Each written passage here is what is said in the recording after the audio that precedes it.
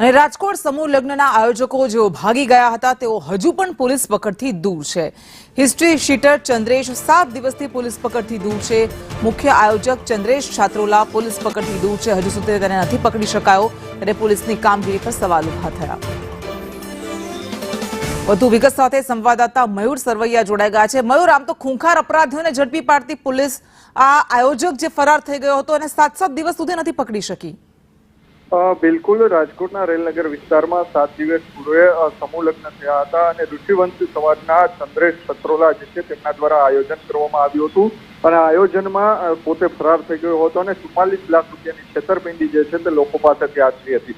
28 યુગલો જે છે તેઓ રજડી પડ્યા હતા અને ત્યારબાદ પોલીસે જે છે તે છેતરપિંડીનો ગુનો દાખલ કરીને 4 લોકો વિરુદ્ધ કાર્યવાહી કરી છે। પરંતુ સૌથી મોટો સવાલ એ થયો છે કે 7 દિવસ થયા હોવા છતાં મુખ્ય આયોજક ચંદ્રેશ છત્રોલા હજુ પણ પોલીસ પકડથી દૂર છે અને પોલીસે નાની માછલીઓને પકડી સંતોષ માની લીધો હોય તેવું લાગી રહ્યું છે। હિસ્ટ્રી શીટર ગુનેગાર ના હોવા છતાં પણ 7 દિવસથી પોલીસ પકડમાં ના આવતા પોલીસની કામગીરી પર અનેક સવાલો જે છે તે ઉભા થઈ રહ્યા છે। જી બિલકુલ, આભાર આપનો।